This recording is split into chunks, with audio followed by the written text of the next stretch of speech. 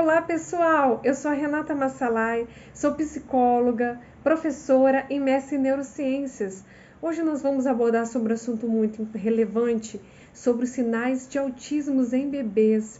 Então você que é pai e mãe, já ouviu falar essa importância dessa conscientização.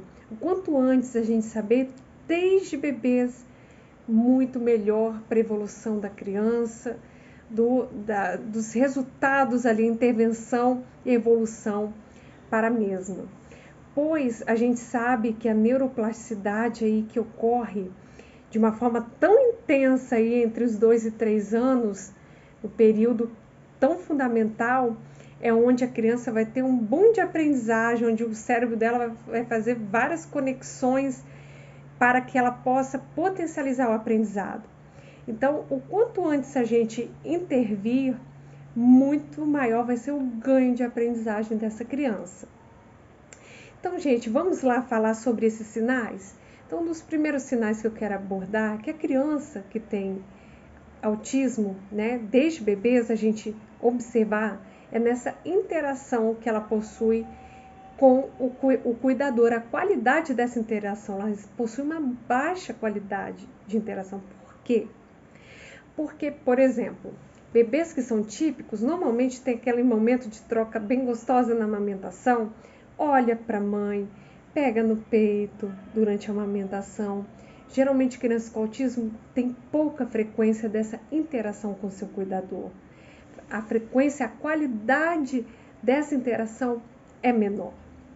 Outro ponto importante a gente observar é a questão da atenção compartilhada, que é também rebaixada, é diminuída. Existe uma dificuldade na atenção compartilhada. Mas o que é atenção compartilhada, Renata?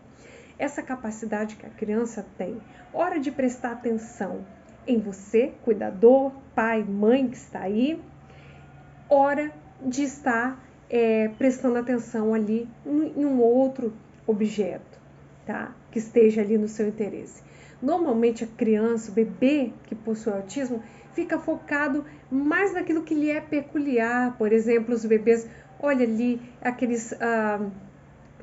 que está ali em cima no seu berço, aqueles objetos que ficam ali rodando, né, no berço. E quando você chama a atenção do bebê, da criança, não corresponde imediatamente, né? Há uma demora, há uma frequência muito menor dessa resposta do que em crianças típicas. Bebês que são típicos, comumente o que fazem? Olha, tanto para os pais, quando é chamado pelo nome, quando você está ali brincando, pega um brinquedinho e ali para chamar atenção. E ela não tem, por exemplo, ela possui essa dificuldade, a criança, o bebê com autismo, de fazer tanto essa troca de parar de olhar para esse objeto para olhar para o pai, para a mãe, para o cuidador que está ali. Essa troca é em menor qualidade, em menor frequência. Realmente ocorre neste sentido. Então, o que a gente precisa observar? Essa atenção compartilhada também é um ponto crucial de observar. Quando você chama, ei, meu filho, minha filha, está ali com o neném brincando, interagindo, e a criança às vezes está olhando para outra, está olhando para a luz, está olhando para luzes, outros objetos que sejam interessantes, e não olha imediatamente para você quando você está chamando, quando você está ali estimulando, usando outros recursos para chamar atenção. Então, são pontos cruciais. Outra questão que eu quero abordar com vocês, que eu não posso deixar de falar também, é a questão do atraso que ocorre no balbucio.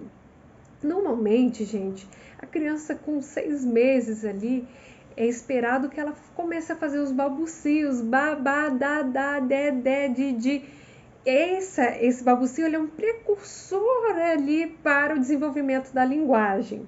Então, é muito importante que a criança faça o balbucio. Então, se ela está tendo esse atraso no balbucio, você vê 6 meses ali, a criança, o bebê com autismo chega a fazer? Sim, pode chegar até realizar esses balbucios, mas em menor frequência do que aquilo que é esperado para o bebê que é típico. tá? Então, um bebê que é neurotípico, que possui um autismo, que possui esse transtorno do neurodesenvolvimento, ele vai ter essa dificuldade, tá? De balbuciar, não vai ter uma frequência qualitativamente, né, dentro do esperado. A frequência vai ser menor e isso vai ser também um dos sinais importantes para se observar. Por exemplo, essa troca também de balbucio, você fala dá, e a criança, o que se espera? A criança típica, ela repete, o cuidador para de falar e o que se espera? Que a criança imite. Então, a capacidade imitativa também é bem diminuída em relação a crianças, os bebês típicos. Então, normalmente o bebê típico vai repetir, dá, bé, vai repetir igualmente, como o pai, a mãe ou o cuidador falou, verbalizou, né? Buscando a imitação. Por quê? O que acontece? No autismo, a criança possui dificuldades, né? Uma alteração que a gente fala aqui, ó, no córtex pré-frontal. E essa área também está ligada a uma área que é relacionada à capacidade imitativa, onde estão os neurônios espelhos, estão aqui no córtex pré-frontal. E é onde tem essa capacidade, esses neurônios espelhos são responsáveis por eu olhar e imitar. Eu olhar se a mãe está falando, sorri para mim, pai. A criança, o que faz? O neurônio espelho passa a criança repete, ela internaliza, repete, ela sorri também. Ela vai balbuciar, bababá, bebê, bibi. A criança vai repetir igualmente, babé, bi, bobu.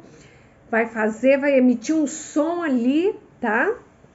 Mas que vai mostrar que está tendo essa interação social imitativa, tá? Essa reciprocidade ali emocional, imitativa e social que está sendo manifesta ali. Então, quando existe essa baixa interação, essa dificuldade imitativa, também é um indicativo, pode ser um dos indicativos de risco para o autismo. Claro, gente, evidenciando para vocês que cada um desses pontos precisam ser avaliados junto com o médico, neurologista e neuropediatra, porque são eles que fazem o diagnóstico. Então, antes de qualquer suspeita, busque também sempre procurar o profissional, para que eles possam diagnosticar e, a partir disso, vir para a equipe multidisciplinar, composta por nossos psicólogos, neuropsicólogos, compostos por fonoaudiólogos, terapeutas ocupacionais, fisioterapeutas, também os pedagogos dentro das escolas fazem um papel também importante ali, as acompanhantes terapêuticas, para o processo ali de ganho de aprendizagem através da análise do comportamento aplicado. Então, pessoal, é muito importante a gente observar essas trocas, né, da atenção compartilhada. A atenção sustentada também é menor. O que seria atenção sustentada? A capacidade da criança parar e prestar, né, inibir os seus impulsos, né, para prestar atenção ali, porque a criança com autismo, ela possui também uma área defasada, uma área que está prejudicada aqui no cérebro, que é no córtex pré-frontal, essa parte aqui que eu estou mostrando para vocês, que é o controle inibitório. Ela tem dificuldade de inibir os seus impulsos, né? O que causa muitas estereotipias, que a gente vê aquele movimento flap, né? Que a criança faz repetitivo.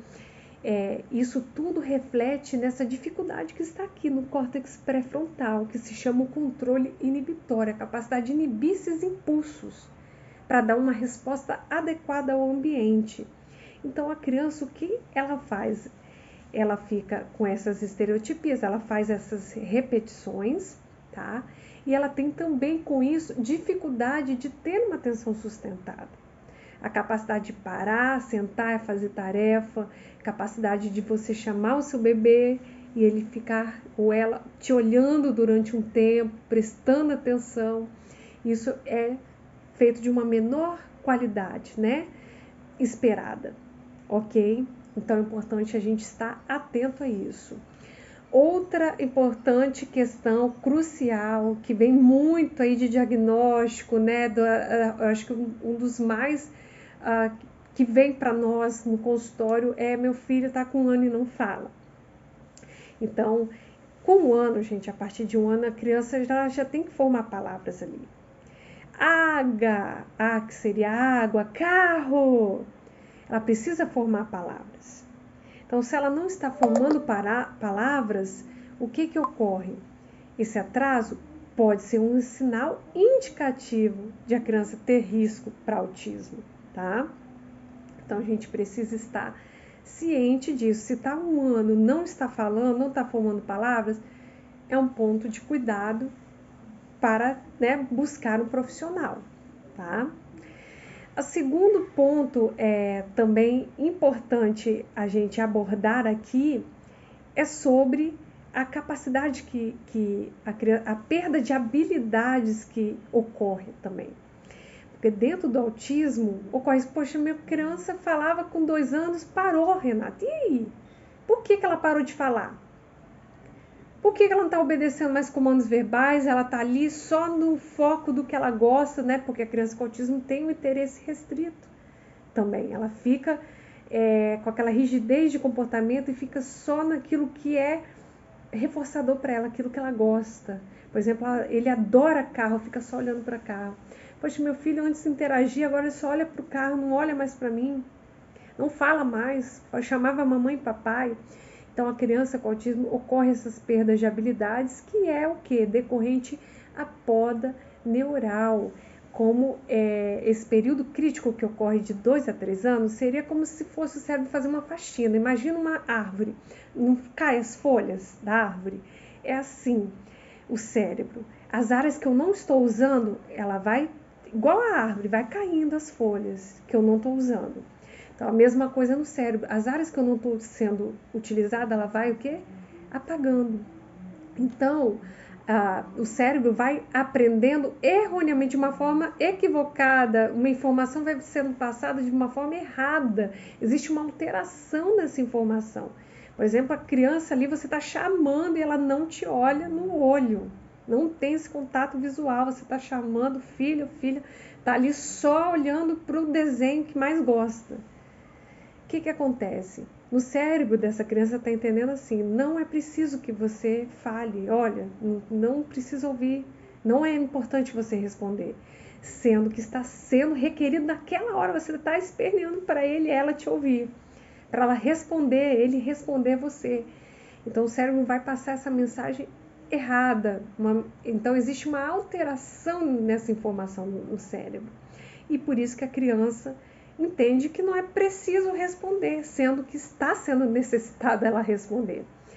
É isso que acontece dentro do autismo, tá? Em crianças que possuem autismo.